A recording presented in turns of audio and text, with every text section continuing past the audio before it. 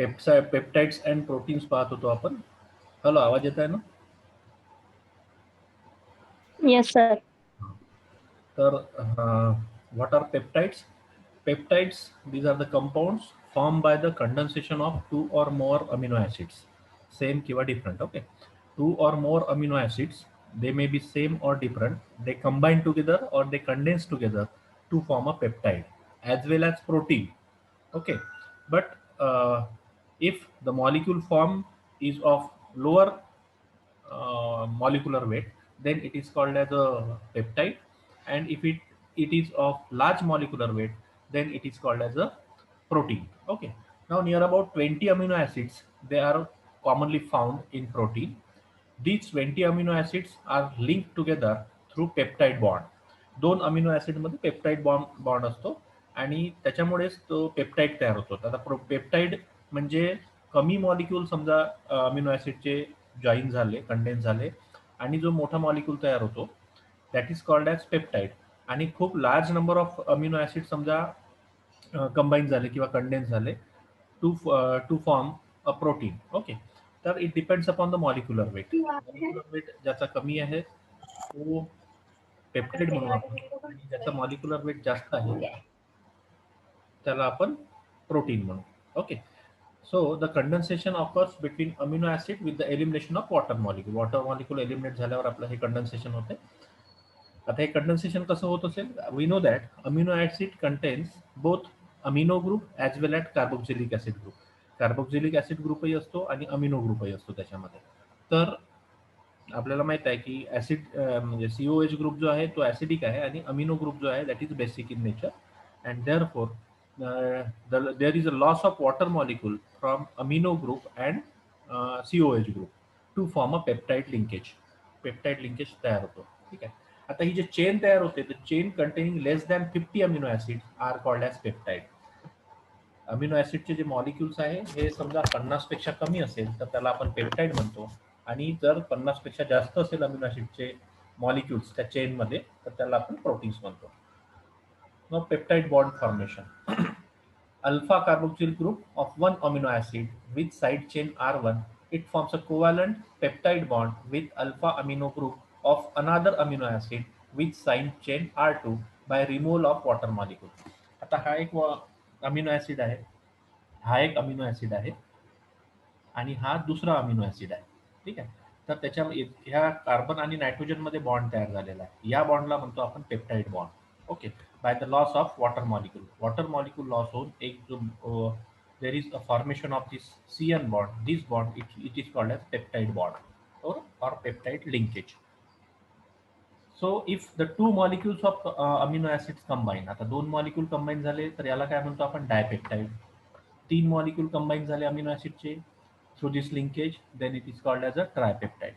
The dipeptide can then form a second peptide bond with the third amino acid. तिसरा amino acid आला आणि तिथे C आणि N bond तयार झाला तर तीन अमिनो ऍसिड जर असतील तर त्याला आपण ट्रायपेप्टाइड म्हणतो. या पद्धतीने ते रिपीट होत जातात. ओके, तर त्याला आपण जो लार्ज मॉलिक्यूल मिळेल आपल्याला त्याला आपण पॉलीपेप्टाइड म्हणतो. ठीक आहे, 4 मॉलिक्यूल असेल तर आपल्याला टेट्रापेप्टाइड म्हणता येईल. 5 मॉलिक्यूल असेल अमिनो ऍसिडचे तर त्याला पेंटापेप्टाइड म्हणता येईल. या पद्धतीने there is a formation of polypeptide. ठीक है, that polypeptide, if there are a larger number of 50 amino acids, larger than 50 amino acid molecules, 50 amino acid च्या मॉलिक्यूल पेक्षा जर जास्त असेल त्याच्यामध्ये त्या चेन मध्ये तर that is called as a protein, otherwise it is called as a polypeptide. Okay, so this CN bond, हा जो CN bond आहे, X-ray study shows that this CN bond it has a double bond character, 40% double bond character. It is caused due to the resonance. Okay, याला double bond character सुद्धा असतं कारण CN बॉन्डची जी length पाहिली आहे that length was 1.34 angstrom unit when studied by X-ray. ठीक आहे, या peptide मध्ये जे CN बॉन्डची जी लेंथ आहे ती 134 युनिट च्या जवळपास आहे, अँगस्ट्रॉम युनिटच्या जवळपास आहे. ऍक्च्युली CN बॉन्डची जी बॉन्ड लेंथ असते ती जास्त असते, 150 वगैरे अँगस्ट्रॉम युनिट इतकी असते. पण या पेप्टाइड मधल्या CN बॉन्डची जी लेंथ आहे ही कमी आहे. This suggest that there should be a double bond character of this CN bond. Then this is the formation of peptide. Now these peptides are small condensation products of amino acid. Its molecular weight is less than 10,000. 10,000पेक्षा याचं molecular weight कमी असतं. आता हा एक amino acid आहे, हा दुसरा amino acid आहे. So this is a acidic group and this is a amino group. Okay, या अमिनो ऍसिड मधला OH आणि इथला H, they combine to form a H2 molecule. That means H2 molecule is released. इथे H2 molecule निघतो आणि CN bond तयार होतो. So there is a formation of this type of linkage between these two amino acid, that is C double bond O CNH. So this linkage is called as peptide linkage and the CN bond is called as peptide bond. या पद्धतीने याला peptide bond असं म्हणतो. ठीक आहे. आता इथे दोन अमिनो ऍसिडचे मॉलिक्यूल कंबाईन झाले आहे. Therefore it is called as a dipeptide. जर तीन झाले असते तर डायपेप्टाइड. या पद्धतीने पॉलीपेप्टाइड पर्यंत आपण ते मॉलिक्यूल्स तयार करू शकतो. पॉलीपेप्टाइड म्हणजे त्याच्यापेक्षा जास्त जर अमिनो ऍसिड तयार कंबाईन झाले तर त्याला it is nothing but a protein. Then polypeptide backbone is the repeating sequence of this NCCNCC in the peptide bond. हे रिपीट होतो हा है ना, NCCNCC हे रिपीट होत जाते हे बॉन्ड्स याच्यामध्ये. The side chain or R group is not a part of backbone. हा जो हे बॅकबोनचा काही पार्ट नाही आहे. R1 R2 R3 हे साइड चेन आहे, म्हणजे अल्किल ग्रुपचा आहे और अरिल ग्रुपचा आहे. ठीक आहे, साइड चेनचे. तर त्यामुळे it is not a part of a backbone और पेप्टाइड बॉन्ड. पेप्टाइड बॉन्डचा काही हा पार्ट नाही आहे, हे अलगच आहे alkyl groups. Okay, so it is a side chain and हे बॅकबोन NCCNCCNC या पद्धतीचं आहे. त्याचं हे असते, म्हणजे रिपीटिंग सिक्वेन्स असतो. So this is about the peptide. Now what are proteins? Now proteins, these are the complex nitrogenous molecule which are essential for the growth and maintenance of the life. Okay, protein जे आहे हे complex nitrogenous molecules आहेत which are they are essential for the growth and maintenance of life. The molecules actually the protein molecule जो आहे त्या protein मॉलिक्यूलचं समजा आपण hydrolysis केलं. ओके, तर काय मिळेल आपल्याला amino acid, because proteins are form by the linkage of amino acid. Amino acid combine होऊन कंडेन्स होऊन त्याच्यामधून वॉटर मॉलिक्यूल लॉस होतो आणि ती चेन तयार होऊन जाते. त्यालाच आपण प्रोटीन्स असं म्हणतो. ठीक आहे, large chain that is called as protein. मग त्याचं हायड्रोलिसिस केल्यावर काय मिळेल आपल्याला? हायड्रोलिसिस म्हणजे addition of water molecule. If we add water molecule then the chain breaks and we get a amino acids. Okay, so they are, we know that the proteins are the natural polymers of amino acid. The number of amino acids in a protein molecule may range from 2 to several thousand. 2000 ते कितीतरी हजार amino ऍसिडचे molecules जर combine झाले water with the loss of water molecule, then we get a protein. Protein molecule they contain nitrogen. काय काय असतं त्याच्यामध्ये? नायट्रोजन असतो, कार्बन असतो, हायड्रोजन असतो आणि ऑक्सिजन असतो. Proteins are the basis for the major structural components of animals and human tissue. They act as a biological catalyst. Biological catalyst म्हणून सुद्धा हे काम करतात, है ना. Proteins, different proteins are enzymes also.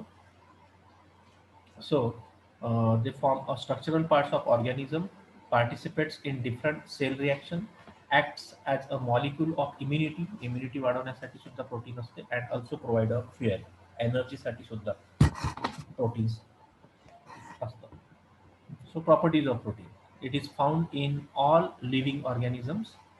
They are involved in the processes such as digestion मध्ये as a enzyme म्हणून proteins काम करतात. Because most of the enzymes are protein molecules. They uh, help for the process of digestion of food. Then cell structure, catalysis, movement, energy manipulation, etc. So these are the various functions of protein.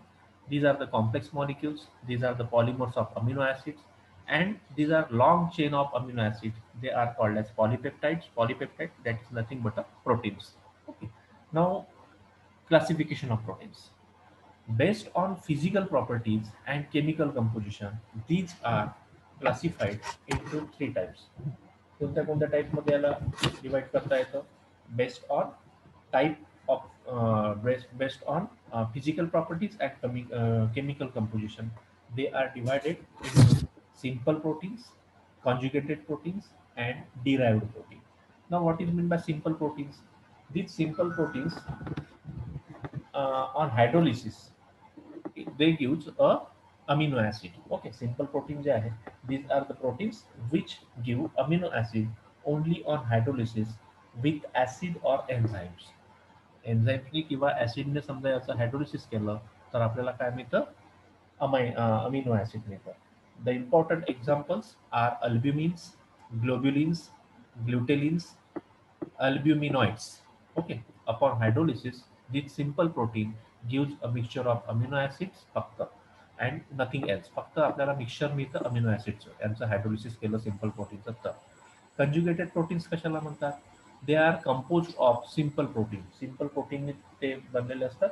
These proteins which on hydrolysis they give a non-protein part and alpha amino acids. Okay, non protein part देतात आणि alpha amino acid देतात. हे जे non protein parts आहेत त्याला म्हणतो आपण prosthetic group or cofactor.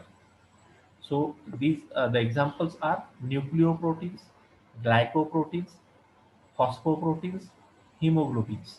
So these are the conjugated proteins जे आपल्याला हायड्रोलिसिस ऑन हायड्रोलिसिस जे प्रोटीन्स आपल्याला फक्त मिक्सचर ऑफ अमिनो ऍसिड देतं that is called as simple protein. Conjugated protein कशाला म्हणायचं? They give a mixture of alpha amino acid and non protein part. They are called as conjugated protein. And derived proteins, they are not naturally occurring proteins. Derived protein जे आहे हे naturally occur होत नाही. They are the products of partial hydrolysis of simple or conjugated proteins. For example, proteoses, peptones, peptides. So they are obtained from simple proteins by the action of enzymes and chemical agent result from hydrolysis of protein. So these derived proteins they are not naturally occurring proteins. They can be derived from the hydrolysis of simple protein. Simple प्रोटीनच्या hydrolysis नंतर जो काही byproduct मिळतो अमिनो ऍसिड आणि काही byproduct मिळतो that is called as derived protein. So depending upon the products of form on hydrolysis, these proteins are classified into these three types. Then, classification of proteins on the basis of conformation and solubility. Conformation and सॉलिबिलिटीच्या बेसवर आपण प्रोटीनला classify करू शकतो दोन टाईपमध्ये. एक fibrous protein आणि दुसरं globular protein. What is fibrous protein? This types of protein consist of linear thread like structure. हो ना, फायब्रस प्रोटीनमध्ये थ्रेड लाईक स्ट्रक्चर असतं, लिनियर थ्रेड लाईक स्ट्रक्चर असतं मॉलिक्युलचं. तर हे मॉलिक्युल्स यामध्ये they are held together at many points by hydrogen bond. Hydrogen बॉन्डनी हे मॉलिक्युल्स बांधलेले असतात. These are usually insoluble in water. they and they are insoluble in water. They are tough असतात.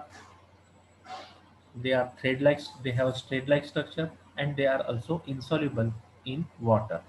So the examples of fibrous protein are alpha keratin that is found in air, skin and nails यामध्ये असते alpha keratin. The elastin, fibroin असते सिल्कमध्ये, myosin in muscle. So these are all the types of fibrous protein.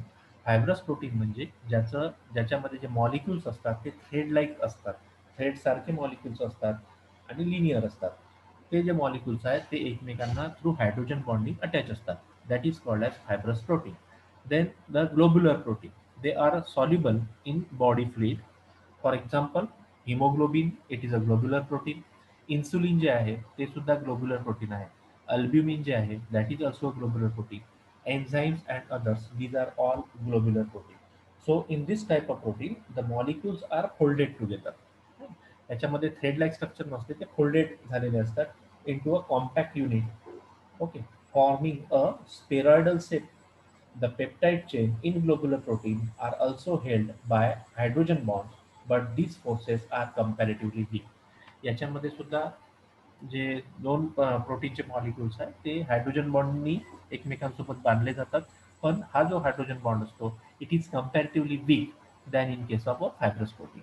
So depending on the conformity and solubility, these proteins are classified into these two types. Then the structure of proteins. The proteins have different levels of organization. म्हणजे जे proteins असतात त्यांचं structure जे आहे ते वेगवेगळं असतं. वेगवेगळं असतं म्हणजे काय?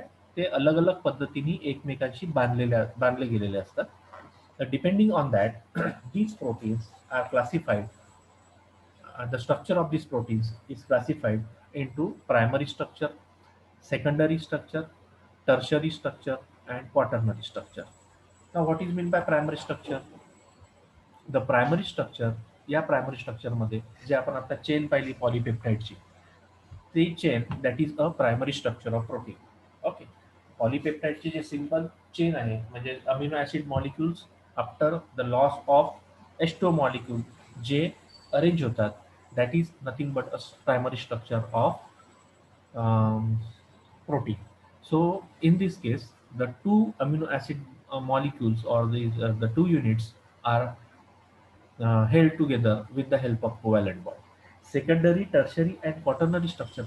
These मध्ये काय असतं? There is a weak process like hydrogen bonding. Hydrogen bonding वगैरे कशामध्ये असते? सेकंडरी, टर्शरी आणि क्वाटर्नरी स्ट्रक्चर मध्ये असते. प्रायमरी स्ट्रक्चर मध्ये सगळे जे अमिनो ॲसिडचे जे लिंकेज आहे, तिचे चेन आहे, दे are held together with the help of a covalent bond. तर यामध्ये कोव्हॅलंट बॉन्डनी तर ते चेन असतेच, पण दोन याच्यामध्ये म्हणजे प्रोटीन्समध्ये किंवा एकाच प्रोटीनमध्ये आपापसातच हायड्रोजन बॉन्डिंग असते. That hydrogen bonding may be of inter hydrogen bonding as well as intra hydrogen bonding. Secondary प्रोटीनचं स्ट्रक्चर आहे त्याच्यामध्ये इंट्रा हायड्रोजन बॉन्डिंग असते आणि टर्शरी आणि क्वाटर्नरीमध्ये intra plus inter hydrogen bonding असते. Okay. So what is this primary structure? In this primary structure there is a assembly of molecule. In secondary structure there is a folding of molecule. या पद्धतीने fold झालेले असतात है ना, या पद्धतीने fold झालेले असतात. टर्शरी मध्ये पॅकिंग सारखे झालेले असतात या पद्धतीने आणि क्वाटर्नरी मध्ये इंटरॅक्शन असतं, अजून जास्त पॅकिंग. या पद्धतीचे स्ट्रक्चर्स आहे प्रोटीनचे. Then the primary structure of protein is simply the amino acid sequence. मी सांगितलं तुम्हाला प्रायमरी स्ट्रक्चरमध्ये सिम्पली अमिनो ॲसिडचा तो सिक्वेन्स असते, जे एस्टो मॉलिक्यूल रिमूव्ह झाल्यानंतर जी चेन तयार होते, that is a primary structure. Secondary structure describe how segments of the peptide backbone orient into a regular pattern. आता सेकंडरी स्ट्रक्चरमध्ये मी तुम्हाला सांगितलं की इंटर हायड्रोजन बॉन्डिंग असते. तर याच्यामध्ये due to that intermolecular hydrogen bonding there is a holding, okay, of that protein molecule. So tertiary structure, it describes how the entire protein molecule coil सारखा गुंडाळल्यासारखा तो होतो into overall three dimensional shape. And quaternary structure describe how different protein molecules come together to yield a large aggregate structure. अलग अलग protein molecule एकत्र येऊन aggregate structure जे तयार होतं त्याला क्वाटर्नरी स्ट्रक्चर ऑफ प्रोटीन असं म्हणतो आपण. Then primary structure. प्रायमरी स्ट्रक्चरमध्ये पहा सिम्पली अमिनो ॲसिडची चेन आहे. हा CN बॉन्ड आहे. ओके. हा जो पिंक कलर आणि ब्ल्यू कलर मधला दिसतोय हा CN बॉन्ड आहे. Okay. So this is the peptide bond. This amino acid, हे दुसरं अमिनो ॲसिड, तिसरं अमिनो ॲसिड, चौथं अमिनो ॲसिड, या पद्धतीने अमिनो ॲसिडची चेन या पद्धतीने मिळते. So this is the simple structure. So it is the sequence of amino acid present in the polypeptide chain. Polypeptide chain मध्ये जो amino acid चा sequence असतो त्या पद्धतीचं हे स्ट्रक्चर असतं. That is called as a primary structure of protein. So amino acids are covalently linked by peptide bonds or covalent bond. Peptide bonds जे आहे ते covalent bonds असतात. Each component amino acid in a polypeptide, it is called as residue or moiety. आता याच्यामधला हा जो pink part म्हणा किंवा blue part म्हणा, ज्याला रेसिड्यू असं म्हणतो आपण किंवा मॉइटी असं म्हणतो. By convention the primary structure of protein starts from amino acid terminal and ends in the carboxylic terminal. ठीक आहे. अमिनो ॲसिड पासून सुरुवात झाली याची आणि कार्बोक्सिलिक ॲसिड पासून, कार्बोक्सिलिक ग्रुप पासून याचा एंड झाला. So this is the simple primary structure of protein. What about secondary structure? So secondary structure of protein, it gives the manner in which the polypeptide chains are folded or arranged. Polypeptide chain जे आहे ते कसे fold झालेले आहे किंवा arrange झालेले आहे याचं आपल्याला माहिती या सेकंडरी स्ट्रक्चरवरून मिळते. Now when the X-ray study of this secondary structure of protein was carried, जेव्हा याची एक्सरे स्टडी केल्या गेली तेव्हा it gives a two types of structure. X-ray studies gives two types of structure of secondary structure. एकाला म्हणतो आपण alpha helix, या पद्धतीने तो गुंडाळलेला असतो अल्फा हेलिक्समध्ये. आणि दुसरं असते बीटा शीट, जी शीट असते त्या शीट प्रमाणे याचं स्ट्रक्चर असतं, हे बीटा शीट म्हणतो आपण याला, याला अल्फा हेलिक्स असं म्हणतो. ठीक आहे.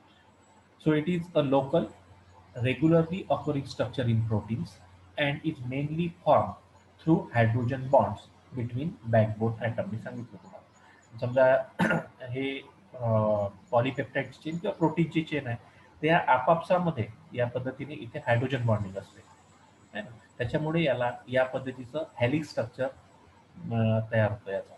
Okay. Pauling and Corey studied the secondary structure and propose two conformation. एकाला म्हणतो आपण अल्फा हेलिक्स आणि दुसऱ्याला म्हणतो आपण बीटा शीट्स. आता हे अल्फा हेलिक्स कसं असतं, या पद्धतीने, या पद्धतीचं हे alpha helix structure of. So there is a hydrogen bonding between this, C double bond O असतो ना त्याचा, आणि दुसऱ्या मॉलिक्यूलचा एच, त्याच्यामध्ये हायड्रोजन बॉन्डिंग आलं. या हायड्रोजन बॉन्डिंगमुळे याचं जे स्ट्रक्चर आहे ते कसं झालं, हेलिक्स टाइप स्ट्रक्चर, या पद्धतीचं स्ट्रक्चर झालं. ठीक आहे. So right handed spiral structure, side chain extends outward, side chain extend outward म्हणजे ही साइड चेन एक्सटेंड आउटवर्ड, प्रत्येकाची साइड चेन पहा, म्हणजे आर ग्रुप हा बाहेर निघालेला आहे. Stabilise by hydrogen bonding, hydrogen bonding असल्यामुळे हे स्टॅबिलाइज झालेलं आहे. There are arrange that are arrange such that the peptide carbonyl oxygen, म्हणजे हा peptide carbonyl oxygen and amide hydrogen, अमाइडचा जो हायड्रोजन आहे त्याच्यामध्ये हायड्रोजन बॉन्डिंग तयार झाली आहे, याला म्हणतो आपण N plus nth residue. So amino acids per term 3.6 molecules involve होतात एका टर्ममध्ये. Alpha helical segment are found in many globular proteins like myoglobin, troponin C. The length approximately 12 residues and 3 helical turns. 12 residues मध्ये 3 helical turns असतात, या पद्धतीचे turns असतात. So this is about the alpha helix structure of protein. Okay. Then beta plated set. It is formed when two or more polypeptide line side up by side. हे एक polypeptide झालं, हे दुसरं polypeptide झालं, तिसरं polypeptide झालं, चौथं polypeptide झालं. पॉलीपेप्टाइड म्हणजे अमिनो ॲसिडची चेन, ही एक चेन, हे दुसरी चेन, हे तिसरी चेन, हे चौथी चेन. यांच्या दोघांमध्ये म्हणजे याच्यामध्ये जेव्हा या टाईपचं स्ट्रक्चर तयार होतं, या टाईपचं स्ट्रक्चर केव्हा तयार होईल, whenever there is intra and internal hydrogen bonding, we get such type of structure. Okay, so they are formed when two or more polypeptides line up side by side. Okay, side by side जेव्हा line up होईल तेव्हा आपल्याला हे structure मिळेल. In this structure, the long peptide chain lie side by side in a zigzag manner. Zigzag manner मध्ये हे arrange असतात to form a flat sheet. Each chain is held to the neighboring chain by hydrogen bond. प्रत्येक chain त्याच्या neighbouring चेनला कशाने held झालेली असते, hydrogen बॉन्डनी. So these sheets are stacked one upon another to form a 3 dimensional structure called beta pleated structure. 3 dimensional structure जे मिळत आहे याला आपण बीटा प्लेटेड शीट म्हणतो आपण. So silk fibroin has this type of structure. Okay, they are stabilized by hydrogen bonding between N and H, between NH and carbonyl group of the adjacent chain. प्रत्येक याच्यामध्ये पहा hydrogen बॉन्डिंगनी हे दोन join झालेले आहेत है ना.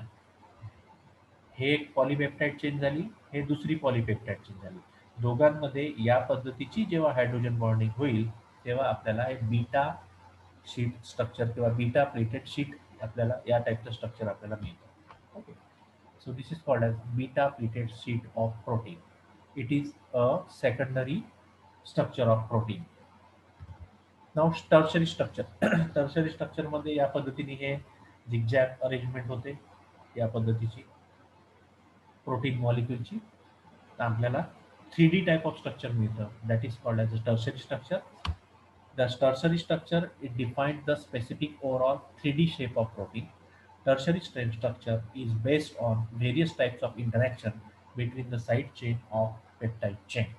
So in this case, the molecules are arranged three-dimensionally. Therefore, it is three-dimensionally or in 3D shape. याच्यामध्ये कॉईल सारखं आपल्याला फोल्डिंग आणि कॉईल सारखं या पद्धतीने दिसून राहिलं. Therefore, the tertiary structure arises due to the folding and coiling and bending of polypeptide chain, producing a three-dimensional structure. So this structure gives the overall shape of protein.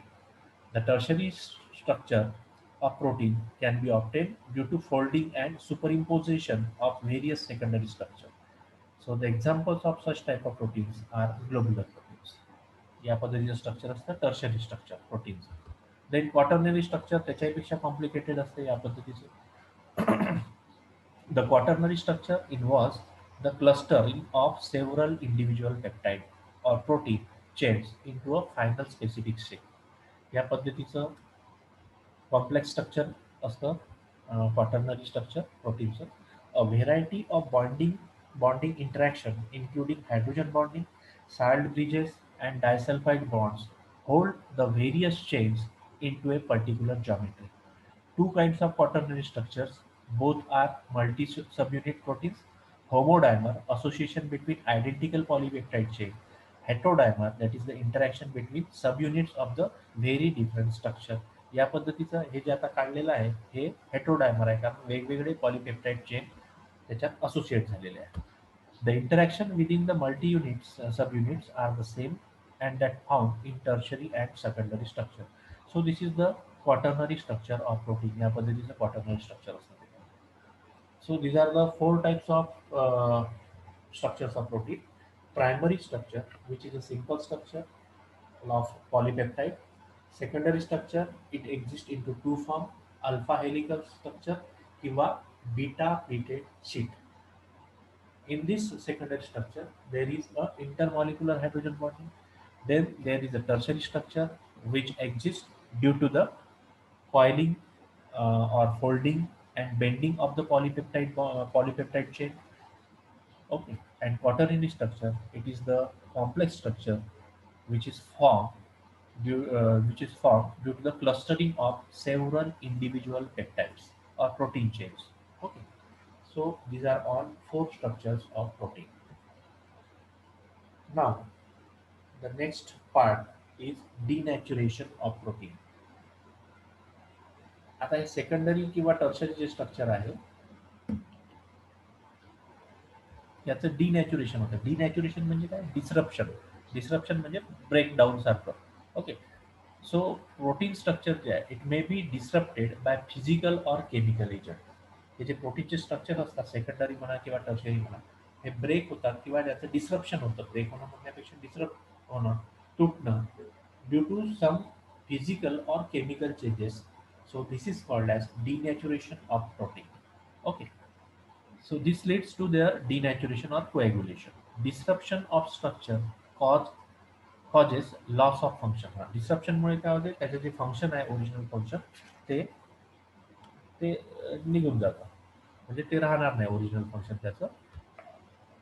So native state जे आहे याची native state म्हणजे पहिलीची state, the most energetically stable state of protein, it is called as a native state. In this state the protein possesses a maximum hydrogen bond. Denaturation मध्ये काय होतं? That is a process that changes the physical and biological properties of the proteins without affecting the chemical composition of the protein. It is called as denaturation. This denaturation is brought about by the physical agents like heat, X-rays, ultraviolet light, or chemical agents like acid, alkalis, or heavy metals. Secondary, tertiary, and quaternary structure are disrupted. Primary मध्ये काही disruption किंवा denaturation ची process होत नाही. Primary structure it remains unaffected. हे बघा याचं हे झालं नॅटिव्ह प्रोटीन. नॅटिव्ह स्टेट म्हणजे मोस्ट एनर्जेटिकली स्टेबल स्टेट आहे प्रोटीनची. ओके, याला नॅटिव्ह स्टेट म्हणतो आपण. आणि याच्यामध्ये मॅक्सिमम हायड्रोजन बॉन्डिंग वगैरे असते. When we heat it it gets disrupted like this. या पद्धतीचे याचं डिस्ट्रप्शन होतं. So the tertiary structure of globular protein is the result of many intramolecular attraction that can be disrupted by the change of कशामुळे होते, एक तर environment change, heat केलं, x ray याच्या पास केले, हीट केलं किंवा अल्ट्राव्हायोलेट लाईट दिला आपण, तर याचं डिनॅच्युरेशन होतं. Proteins become डिनॅच्युअर.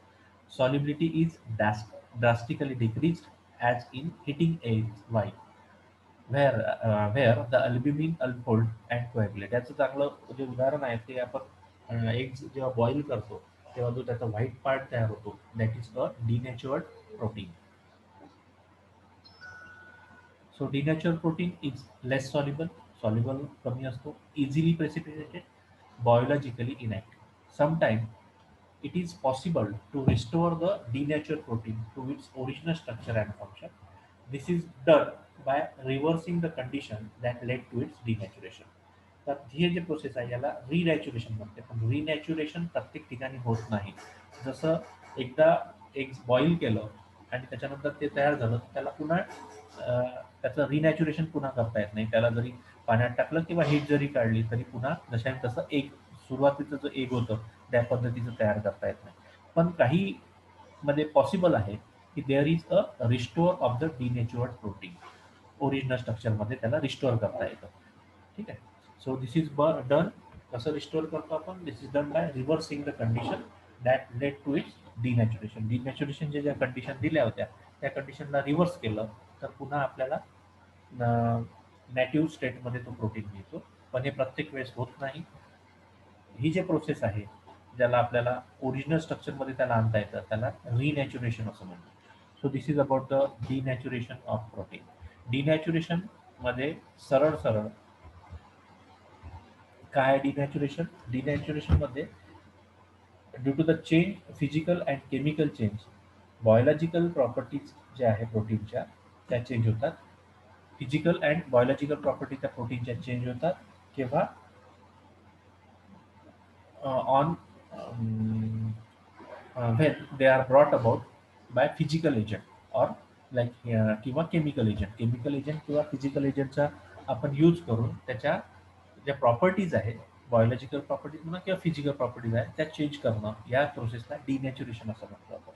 ठीक आहे. आता याच्यामध्ये फिजिकलमध्ये काय, पीएच चेंज करता येते, आपल्याला टेम्परेचर चेंज करता येते या पद्धतीने, किंवा अल्कलीसोबत ॲसिडसोबत याची रिॲक्शन करता येते. हे सगळं करून त्याच्या फिजिकल आणि बायोलॉजिकल प्रॉपर्टी चेंज करणं without affecting chemical composition of protein, that process is called as denaturation. Now, the determination of primary structure of protein or determination of structure of protein. So these are all about the structure of protein. प्रोटीनचे structure विषयी पाहिलं आपण, डिनॅच्युरेशन विषयी पाहिलं आपण. आता त्याचं जे स्ट्रक्चर आहे त्याचं डिटर्मिनेशन कसं करता येतं त्याच्यासाठी खूप कमी मेथड्स निघालेले आहेत to determine the structure of protein. We shall first see the structure determination of protein, that is of primary protein. The primary protein मध्ये, so primary protein आता हे डिटर्मिनेशन करणं म्हणजे काय करणं? Number, this determination it refers to the number, nature and sequence of amino acid in polypeptide chain. Polypeptide chain मधला amino ऍसिडचा sequence कसा आहे, नेचर कसा आहे, किती नंबर ऑफ अमिनो ऍसिड त्याच्यामध्ये आहे हे डिटरमाइन करणं. पहिले आता समजा determination of amino acid composition. It can be done with several methods like acid hydrolysis. Acid hydrolysis मध्ये काय करतो आपण? प्युरिफाईड सॅम्पल, म्हणजे या प्रायमरी स्ट्रक्चर असलेल्या प्रोटीनचं प्युरिफाईड सॅम्पल घेतो आपण. It is analyse to be analyse, जे काही आपल्याला अनालाइज करायचं आहे ते याला पहिले आपण हायड्रोलाइज करतो 6 normal HCl सोबत, and then it is heated at 110 to 120 degrees Celsius for 24 hours in a sealed vessel. Okay, हे प्रोसेस आहे. The peptide bonds are broken and hydrogellate is analyzed by HLPC to determine the composition. It degrades serine, threonine, tyrosine, tryptophan हे सगळे amino ऍसिडचे नाव आहेत. So amino ऍसिडच्या composition मध्ये जेव्हा आपण determination करतो तेव्हा जे प्रोटीन अंडर इन्व्हेस्टिगेशन आहे that is hydrolyse either by means of ॲसिडच्या टर्मनी हायड्रोलाइज करतो, किंवा अल्कलाईन हायड्रोलिसिस करतो, किंवा एन्झायमॅटिक हायड्रोलिसिस करतो. ओके, याच्यामुळे काय होईल, याचं हायड्रोलिसिस केल्यामुळे आपल्याला अमिनो ॲसिड्स मिळतील आहे ना. प्रोटीनचं जेव्हा आपण हायड्रोलिसिस करतो तेव्हा आपण वेगवेगळे amino acids constituents amino acid मिळतील. सो दीज अमिनो ॲसिड्स जे आहे ते सेपरेट करायचे आणि त्यांना आयडेंटिफाय करायचं. आता ते सेपरेट कशाने करायचे, सेपरेट करण्यासाठी वेगवेगळ्या मेथड्स आहे. Chromatographic method like ion exchange chromatography आहे. सेपरेट केल्यानंतर त्याचं वेट घेतो आपण अमिनो ॲसिडचं. ठीक आहे, वेट घेतल्यानंतर त्या वेट घेतल्यानंतर आपल्याला काय माहित होतं, प्रत्येक अमिनो ॲसिडचे किती मोल्स त्याच्यामध्ये आहेत होते त्या प्रोटीनमध्ये ते आपल्याला डिटरमाइन करता येतं, आणि त्याचे रिलेटिव्ह नंबर्स किती आहेत त्या अमिनो ॲसिडचे ते सुद्धा आपल्याला त्याच्यावरून काढता येतं. सो त्या प्रोटीनचं मॉलिक्युलर वेट एकदा माहीत झालं की काही मेथडनी आपल्याला प्रोटीनचं मॉलिक्युलर वेट काढता येते, त्याच्यावरून आपल्याला actual number of amino acids residues किती होते त्या मॉलिक्युलमध्ये ते सुद्धा काढता येते. ठीक आहे, या पद्धतीने आपण प्रोटीनचं जे स्ट्रक्चर आहे प्रायमरी प्रोटीनचं ते डिटरमाइन. काय प्रोसेस आहे प्रायमरी प्रोटीनची, पहिले जे प्रोटीन आहे त्याला हायड्रोलिसिस करा. एक तर तुम्ही ॲसिड हायड्रोलिसिस करा, किंवा अल्कलाईन हायड्रोलिसिस करा, किंवा एन्झायमॅटिक हायड्रोलिसिस करा. हायड्रोलिसिस केल्यानंतर protein molecules they get breakup into several amino acid molecule किंवा constituent amino acid molecule. So these amino acid molecule they can be separated by the method of chromatography. त्याला separate करायचं, त्याचं molecular weight घ्यायचं, molecular weight त्याचं weight घ्यायचं, amino ॲसिडचं weight घ्यायचं separate केल्यानंतर. त्याच्यावरून आपल्याला त्याचे नंबर ऑफ मोल्स किती आहे ते काढता येतात. नंतर प्रोटीन जे आहे पूर्ण प्रोटीन जो होता त्या प्रोटीनचं मॉलिक्युलर वेट माहीत करून घ्यायचं. तर प्रोटीनचं मॉलिक्युलर वेट माहीत करण्यासाठी there are various method, suitable मेथडनी. प्रोटीनचं मॉलिक्युलर वेट माहीत झालं आणि आपल्याला अमिनो ॲसिडचं जर वेट माहीत झालं तर आपल्याला ॲक्च्युअल किती नंबर ऑफ अमिनो ॲसिडचे रेसिड्यूज त्या प्रोटीनच्या मॉलिक्युलमध्ये आहेत हे काढता येतं. ओके, हे पहिली झाली स्टेप. याच्यामध्ये काय काढलं आपण, अमिनो ॲसिड्स किती आहेत, किती प्रकारचे अमिनो ॲसिडचे रेसिड्यूज त्या प्रोटीनमध्ये आहे हे काढायचं, हे मेथड झाली. नंतर काय काढतो आपण, सिक्वेन्स कसा आहे त्याचा, sequence of arrangement of amino acid ते कसं आहे ते. तर ते कसं काढायचं, त्याच्यासाठी it is a difficult job. Okay, sequence काढणं म्हणजे हा थोडा कठीण जॉब आहे. याच्यासाठी काय करतो आपण, त्याच्या सिक्वेन्ससाठी त्याचं पहिले 2 टर्मिनल रेसिड्यू मध्ये त्याला डिवाइड करतो. एका टर्मिनलला म्हणतो आपण कार्बन टर्मिनल, दुसऱ्या टर्मिनलला म्हणतो आपण nitrogen terminal. Okay, so for this controlled hydrolysis करावं लागतं. त्यासाठी प्रोटीनचं जे आहे ते कंट्रोल्ड हायड्रोलिसिस करतो आपण. कंट्रोल्ड हायड्रोलिसिस केल्यामुळे आपल्याला काय मिळेल, पॉलीपेप्टाइड्स मिळतील है ना, स्मॉल पॉलीपेप्टाइड्स. आता त्याच्यामधल्या जे स्मॉल पॉलीपेप्टाइड्स आहेत त्याच्यामधले आपण टर्मिनल रेसिड्यूज आपण ॲनालाइज करतो. टर्मिनल रेसिड्यूज कोणते राहील, एक तर नायट्रोजन टर्मिनल रेसिड्यू राहील आणि carbon terminal residue. So there is a less than 1 minute.